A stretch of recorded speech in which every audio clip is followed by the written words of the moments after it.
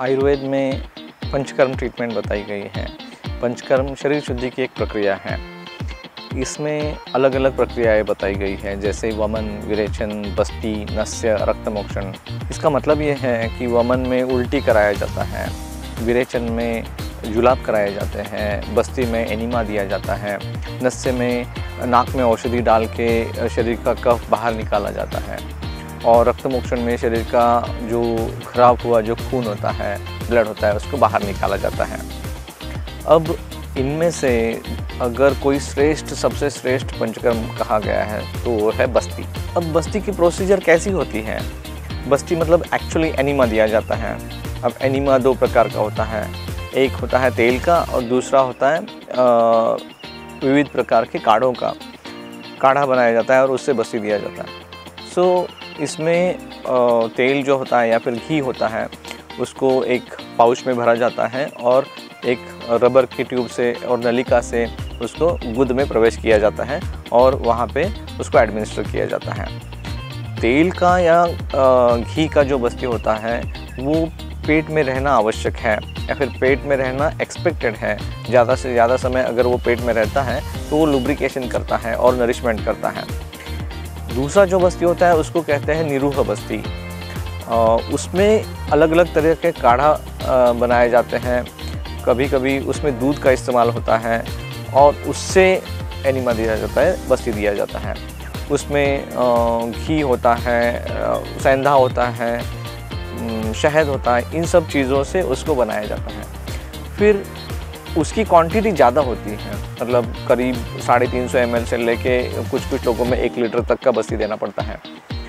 तो इससे तुरंत पेट साफ़ हो जाता है। ऐसे तेल की बस्ती के जैसा वो रुकता नहीं है, वो देते ही 5 मिनट के अंदर या 10 मिनट के अंदर, ज़्यादा से ज़्यादा 48 मिनट का उसके लिए समय बताया गया कि उसके अंदर वो पेट साफ़ हो ही जाता है। तो आवश्यकता के हिसाब से, प्रकृति के हिसाब से, कोष्ठ के हिसाब से व्यक्ति को 1 बार, 2 बार या 3-4 बार मोशन तुरंत हो जाता है और बस्ती क्लियर हो जाता है। बस्ती करने से पहले मसाज किया जाता है, मतलब अभ्यंग किया जाता है तेल से। उसके बाद या तो पोटली किया जाता है या फिर काढ़े की धारा की जाती है या फिर स्टीम किया जाता है, किसी न किसी प्रकार का स्वेद किया जाता है।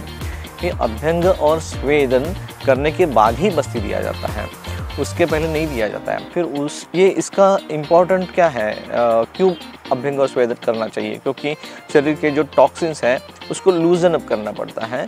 उसके बाद वो अपने पेट में आते हैं, आंतों में आते हैं और उसके बाद उसको बाहर फ्लश आउट किया जाता है। ये करते समय कुछ परहेज़ करना होता है, मतलब खाना हल्का खाना होता है जो पचने के लिए हल्का हो। पानी गुनगुना या गर्म पीना पड़ता है। हमें ठंडी हवा, ठंडे पानी का जो एक्सपोजर है उससे बचना होता है। उस दौरान गर्म कपड़े पहनना ज़रूरी होता है। जितना हो सके आप रेस्ट में रहना चाहिए। दोपहर को सोना नहीं चाहिए, रात को जागरण नहीं होना चाहिए, किसी भी प्रकार का एक्सर्शन या फिर व्यायाम उस वक्त नहीं होना चाहिए। इन सब चीज़ों को करते हुए कंप्लीट रेस्टिंग पोजीशन में रहते हुए आपको बस्ती कर लेनी चाहिए। बस्ती की संख्या होती है, मतलब स्वस्थ लोगों में कम से कम 8 दिन का एक कोर्स होता है। फिर उसमें 1 दिन तेल का बस्ती, 1 दिन काढ़े का बस्ती, फिर 1 दिन तेल का काढ़े का, ऐसे उसके 8 संख्या होती है, 8 दिन करना पड़ता है। फिर व्याधि के अनुसार उसकी संख्या बदलती है, मतलब पैरालिसिस के पेशेंट्स में 1 महीना करना पड़ता है। कैंसर के पेशेंट में हम लोग 21 दिन करते हैं। जॉइंट एंड स्पाइन डिसऑर्डर्स में 10 दिन से 15 दिन तक करना पड़ता है। कुछ सीवियर कंडीशंस हैं जॉइंट एंड स्पाइन के, उसमें 21 दिन से 30 दिन करना पड़ता है। तो व्याधि में जो है वो वैद्य डिसाइड करते हैं कि कितना दिन बस्ती देना चाहिए। अदरवाइज स्वस्थ लोगों में 8 दिन का एक बस्ती भी सफिशिएंट होता है। बस्ती इन जनरल देखा जाए तो स्वस्थ लोगों में ऐसे देखा जाए तो बारिश का जो सीज़न है बहुत ज़्यादा आइडियल होता है, बट अदरवाइज़ जो ठंडा मौसम होता है उसमें कोई दिक्कत नहीं होती है। बट समर का जो एकदम पीक पीरियड है उसमें बस्ती देना अगर ज़रूरी है तो उस वक्त उसको स्पेसिफिक औषधि द्रव्यों के बारे में बताए, उसी से बस्ती देना चाहिए। अन्यथा उन 2 महीनों में नहीं दिया तो भी कोई दिक्कत नहीं है। आयुर्वेद में वात, पित्त, कफ ऐसे 3 जो दोष बताए गए हैं उसमें से वात को सबसे ज़्यादा इम्पोर्टेंस दिया गया है। ये जो बस्ती है ये वात को कंट्रोल करने वाली ट्रीटमेंट है, क्योंकि वात ही बाकी पित्त और कफ को भी कंट्रोल करता है, इसलिए बस्ती इतना इम्पोर्टेंट हो जाता है। तो जब वात पीक में होता है, जैसे वर्षा ऋतु में होता है, उस वक्त अगर हम बस्ती करते हैं तो उसका सबसे ज़्यादा इम्पैक्ट हमें मिल जाता है।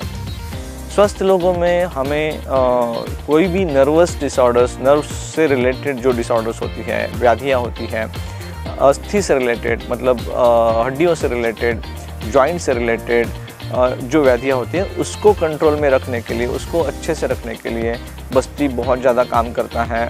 और जो स्वस्थ लोग हैं उनको इसको बचाने के लिए, इसका हेल्थ मेंटेन करने के लिए करना हर साल करना बहुत ज़रूरी हो जाता है।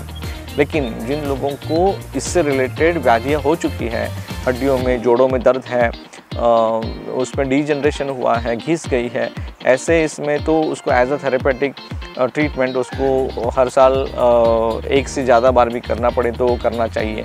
उससे आपका नर्वस सिस्टम अच्छा रहता है, बोन्स अच्छे रहते हैं, जॉइंट्स अच्छे रहते हैं, लुब्रिकेट हो जाते हैं, त्वचा अच्छी रहती है, बाल अच्छे हो जाते हैं और सबसे इम्पॉर्टेंटली शरीर का जो शुक्र धातु है वो बहुत अच्छे से नरिश हो जाता है और इसकी वजह से यूथ जो है वो बहुत लॉन्ग टर्म मेंटेन हो जाता है और अपना ओवरऑल इम्यूनिटी बना रहता है। ये इसके बहुत इम्पॉर्टेंट फ़ायदे हैं बस्ती के, इसलिए हर साल हर किसी को बस्ती करना चाहिए। सिर्फ उसमें जो दवाइयाँ की जाती हैं उसको वैद्य डिसाइड करते हैं कि किसको कौन सी दवाई यूज़ करनी है, कौन सी नहीं करनी है। इसलिए बस्ती जो है वो आयुर्वेद की एक बहुत ही अनोखी चिकित्सा मानी जाती है। इसके बारे में जितना हो सकता है मैंने आपको बताने की कोशिश की है। उसके बावजूद अगर आपको कोई शंकाएँ हैं, आशंकाएँ हैं तो आप इस नंबर पे व्हाट्सएप करिए या फिर फ़ोन करिए, आपको पूरी जानकारी मिल जाएगी। धन्यवाद।